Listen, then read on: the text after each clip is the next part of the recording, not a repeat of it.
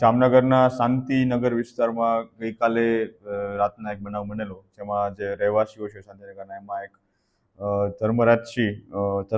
ઉર્ફે પૂર્વ સુરેન્દ્રસિંહ ઝાલા છે, અને એમના જ લતામાં રહેતા જયપાલસિંહ ગુલાબસિંહ ચુડાસમા સાથે એમને માથાકૂટ થયેલી હોય અગાઉ, જે બાબતે ગઈકાલ રાતના આશરે 11:30 વાગ્યા આસપાસ યોગી પાન પાસે ફરીથી એમની બોલાચાલી થયેલી, અને ત્યારબાદ સર્વ સેક્શન રોડ પર ફરીથી એકવાર ત્યાં ગયેલા. ત્યારે આ જે આરોપી દ્વારા જે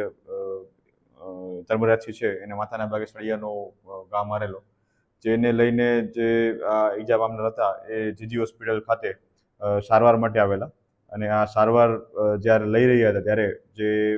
આરોપી છે જયપાલસિંહ ગુલાબસિંહ ચુડાસમા, તેમના બીજા મિત્રો છે ઉર્મિલ ઉર્ફે ઉમો દિનેશ રાઠોડ, પ્રણવદીપ ઉર્ફે પાંચો વાઘેલા,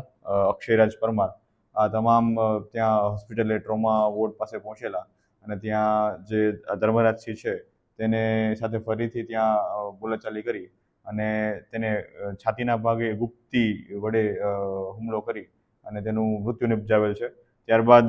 આ જે 4 આરોપી છે તે ત્યાંથી નાસી ગયેલ છે. જયપાલસિંહ ગુલાબસિંહ ચુડાસમા, ઉર્મિલ, પ્રણવદીપ અને અક્ષયરાજ, આ તમામ વિરુદ્ધ city B division police station વિસ્તારમાં 302 આઈપીસી મુજબનો મર્ડરનો ગુનો દાખલ કરવામાં આવેલ છે. અને હાલ જે ધર્મરાજસિંહ છે ઉર્ફે પૂરો છે, એની સાથે એમના જે મિત્ર હતા સુખદેવસિંહ, જેમને પણ હાથના ભાગે ઈજા થયેલી છે, તેમની ફરિયાદના આધારે આગળની તપાસ ચાલુ છે.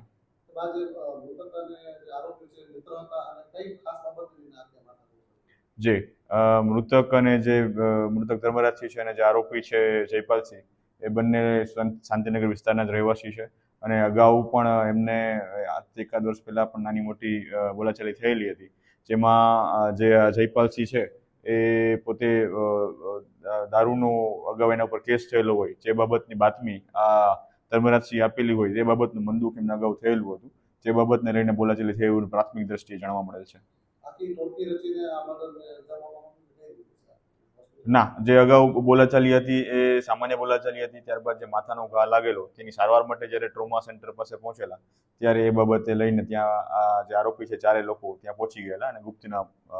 હથિયારથી ઈજા પહોંચાડેલ છે.